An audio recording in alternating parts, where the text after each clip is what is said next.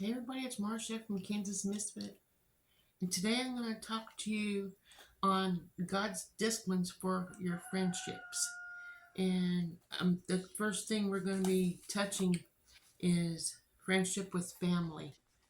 So then the next week we will be going with friendship with your family of God, and then friendship outside the church. But today is going to be family. So let's see what we can find out on how we can love our family and have friendships with our family together right now.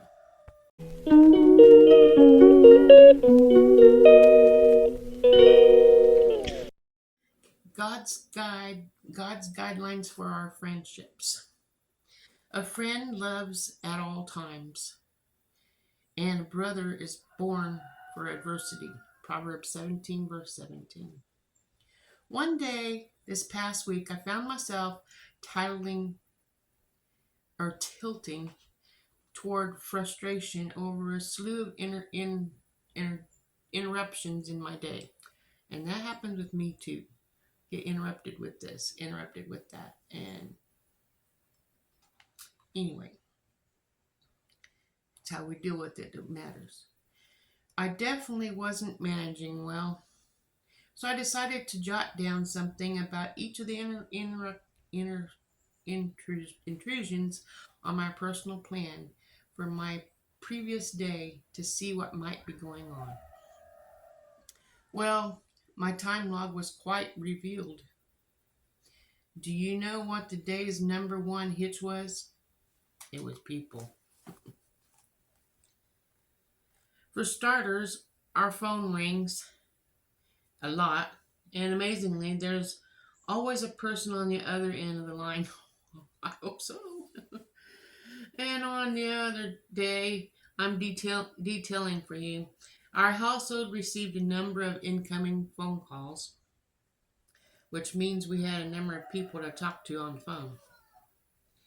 In addition to incoming calls, both Jim and I, her and her husband, made several outgoing calls to more people. There were phone calls to doctors, to friends who are suffering, and to family members, both near and far, and to people in our church and other churches, to airlines, to department stores, and to computer helplines. On and on the list went. You know the scene. Plus, on this particular day, we had neighbors stopping by, friends dropping in, family get-togethers, and the college women from church who came to the house for a chili supper. Sounds like someone died. And these are the only encounters with people at our home. Then there were the meetings of people outside our home. The clerks at the post office, the girls in the beauty shop, and the man in the cleaners. Maybe it was a wedding. Just another typical day, right? There's no doubt that people's makeup and substantial part of their life and accounting of much of their busyness. Our social encounters on every level are something that we might manage and hopefully manage God's way. In this book about busyness, it's high time we address the time of spending with people. You and I are social beings.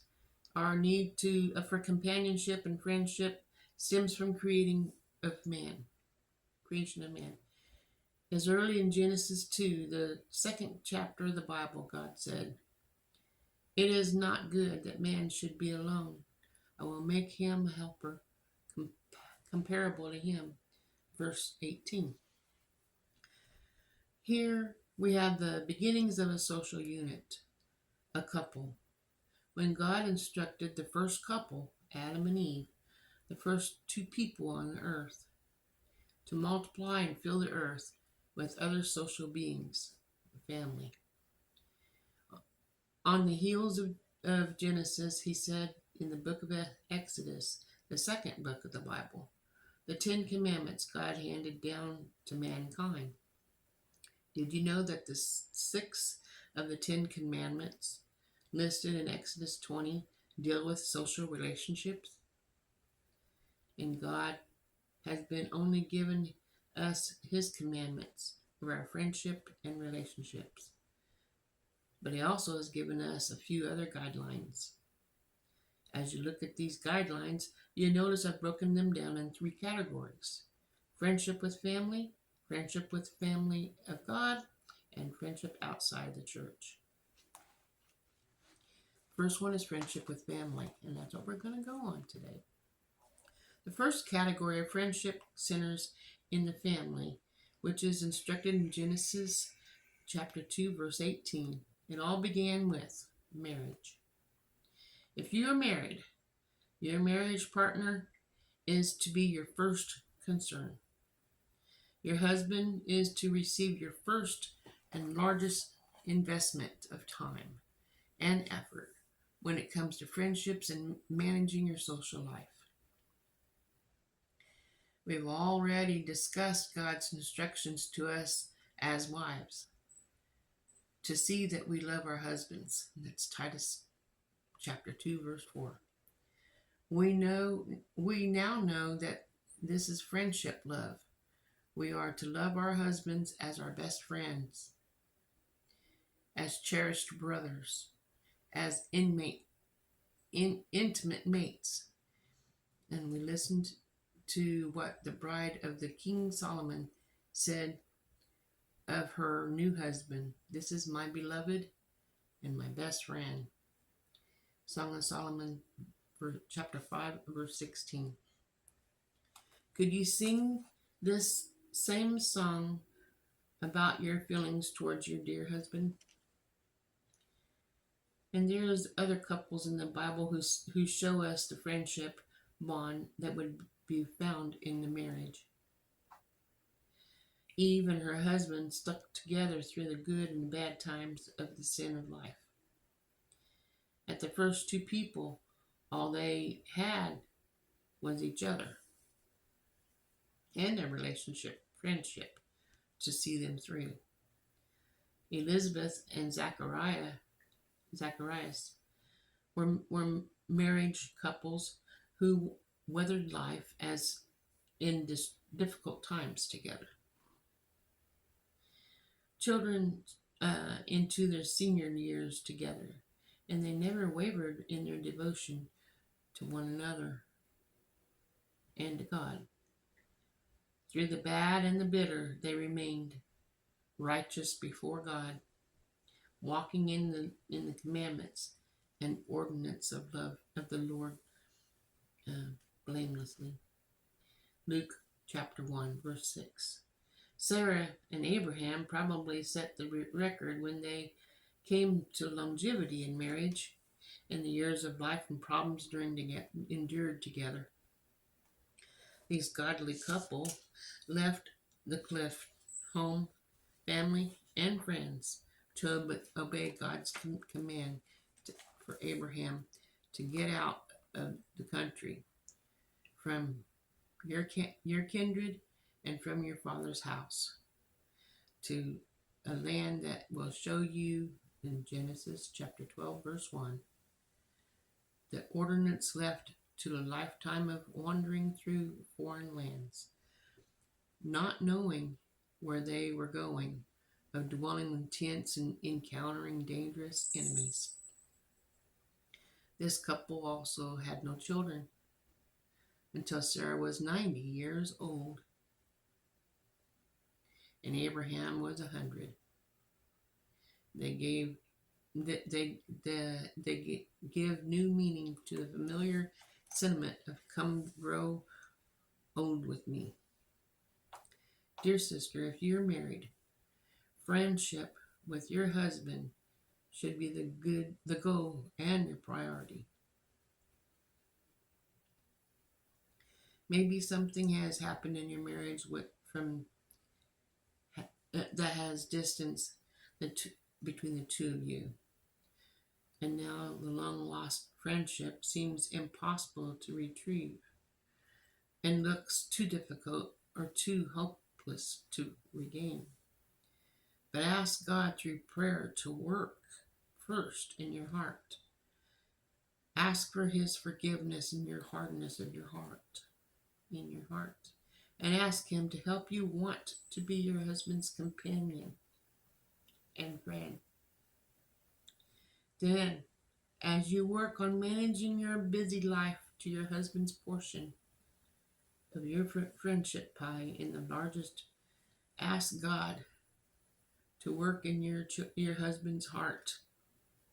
After all, weren't you best friends at one time? Why not seek a rekindling that friendship? And don't forget, when your treasure is, there will be heart also be. Now with your children, friendship with your children. In a prior chapter, we considered God's instructions that our women are to love our husbands and love our children. Titus chapter 2, verse 4. We also noted that spending time with girlfriends didn't make a list of things older Christian women are to teach younger women. These other relationships have a place in our lives, but not a prominent place. The choice places are reserved for our husbands and our children. And we are to manage our time and our family friendships accordingly. When we think the opportunity we have as mothers to impact by God's grace and with every needed assistance, the world for Jesus Christ, by settling our hearts and minds and energies and efforts and time to work raising, Lord willing, another generation of Christians. It's staggering. I got it. Staggering. Think of the minute about these godly mothers of the Bible. Moses' mother gave her time, her soul to her children, and in doing so, gave God and the world Moses, Aaron, and Miriam. These three led God's people out of Egypt and through the wilderness of the Promised Land. Hannah, Samuel's mother, gave her time, her prayers, and her devotion to prepare her little Samuel for, let's see here. Okay.